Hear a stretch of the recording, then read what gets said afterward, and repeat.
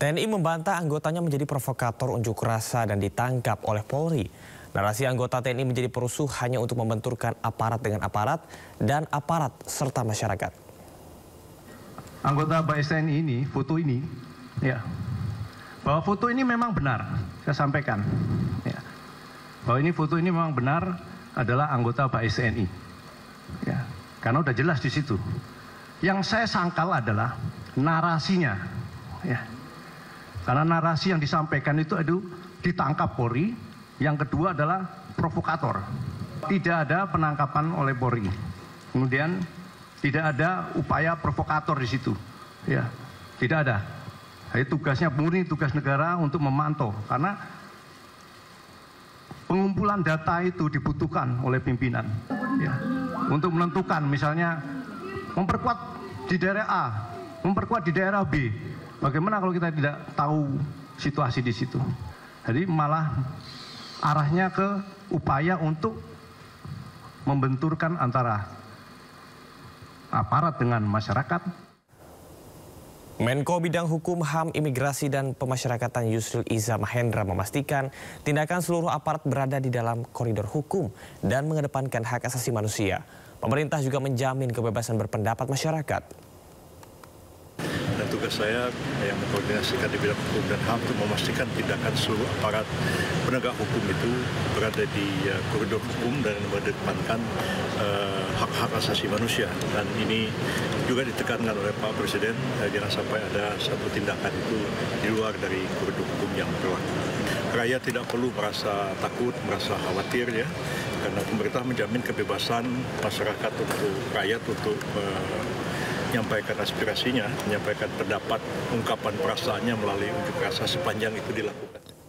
Lantas apa yang menyebabkan demo besar-besaran yang diwarnai kerusuhan di beberapa wilayah? Kita akan simak pernyataan pengamat politik militer Universitas Nasional, Slamet Ginting, berikut ini. Jadi proyek mercusuar yang ugal-ugalan akibatnya sekarang makanya ini semacam titik kulminasi kekesalan akhirnya pecah juga ketika DPR tidak bisa diharapkan, pemerintah tidak bisa diharapkan, tidak sensitif terhadap penderitaan rakyat. Jadi amanat penderitaan rakyat yang harusnya dipikul oleh mereka justru dipikul lagi oleh rakyat. Kita tahu misalnya tidak masuk akal tunjangan 12 juta beras 12 juta untuk anggota parlemen. Sementara gaji-gaji kita beras aja tanggungannya ada di situ. Betul. Pajak kita juga di situ. Nah, ini pajak juga dibiayai oleh negara. Duka menyelimuti kediaman keluarga Kapten Haryanto Tahir, pilot helikopter yang jatuh dan ditemukan di tengah hutan di Tanah Bumbu, Kalimantan Selatan. Keluarga Kapten Haryanto Tahir, pilot helikopter yang jatuh dalam penerbangan dari Kalimantan Selatan, telah berkumpul di Makassar, Sulawesi Selatan. Istri dari Kapten Haryanto, Mas Nimuhlis, telah bertolak ke Kalimantan Selatan bersama dengan beberapa anggota keluarga lainnya, termasuk anak pertamanya. Sejak kabar hilangnya helikopter, keluarga besar Kapten Haryanto terus menggelar doa bersama dan pengajian setiap malam di kediaman.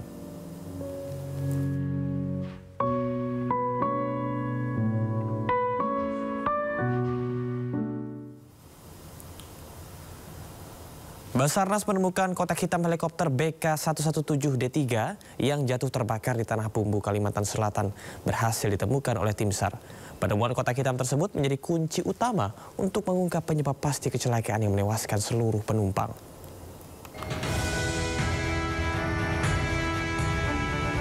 Jam 14.25 sudah ditemukan buntut helikopter. Puncak dari operasi pencarian ini adalah penemuan kotak hitam helikopter BK117D3 yang jatuh terbakar di kawasan hutan Desa Emil Baru, Mentewe, Tanah Bumbu, Kalimantan Selatan. Kotak hitam ditemukan masih dalam kondisi utuh menempel pada tubuh helikopter. Meski kondisi bagian luar kotak hitam hangus terbakar, namun pada bagian penyimpanan data 99% masih bisa diselamatkan.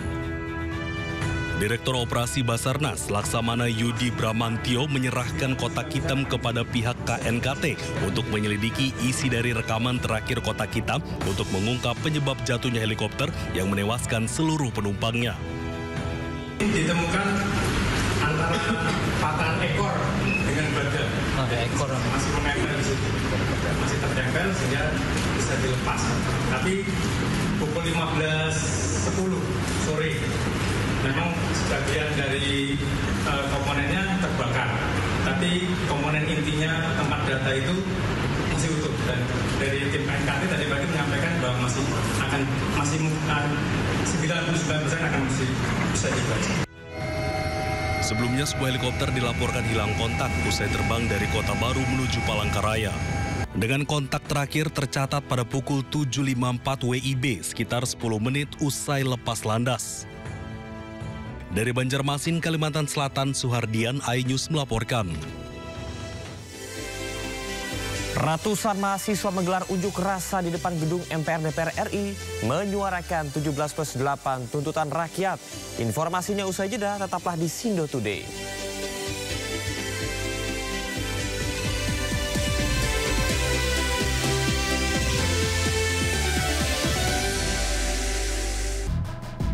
Kasus hukum dan politik di Indonesia. Berencana menerapkan program wajib militer bagi anak-anak bermasalah, terutama mengedepankan objektivitas dan juga fakta yang ilmiah. Kalau menurut saya, ini kan masalah pribadi. Membahas setiap cerita dari banyak sudut pandang. Semuanya gugur, belum ada yang dipulangkan. Satu pun terkecuali di dalam itu. Jangan lewatkan Inside Story di Sindo News TV. Program berita teraktual prime time Anda. Presiden Republik Indonesia tiba di Brussel, Belgia. Mengaduh ijazah palsu milik rekening penerima bansos terindikasi judi online. Menggali banyak peristiwa dari beragam lokasi. Muhammad Riza Khalid jadi salah satu tersangka olah tempat kejadian perkara kasus tewasnya diplomat. Dapatkan informasi penting di Sindo Prime setiap Senin sampai Jumat jam 7 malam di Sindo News TV.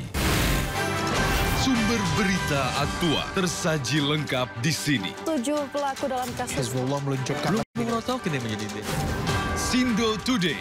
Satres narkoba. Hujan deras di mobil bukan wartawan. Sindosia. Korban meninggal dunia dan Indonesia ada seorang terluka dalam. Sindo Sore. Kobaran api besar banjir setinggi 7. Hati berjabat tangan dan berbincang akan. Sindo Malam. Sindo News TV Beyond Headline.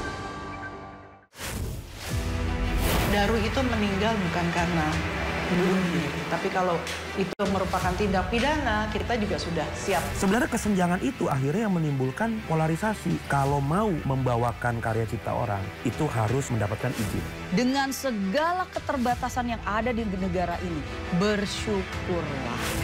One on One, pindah jam tayang. Senin pukul 8:30 malam di Sindo News TV.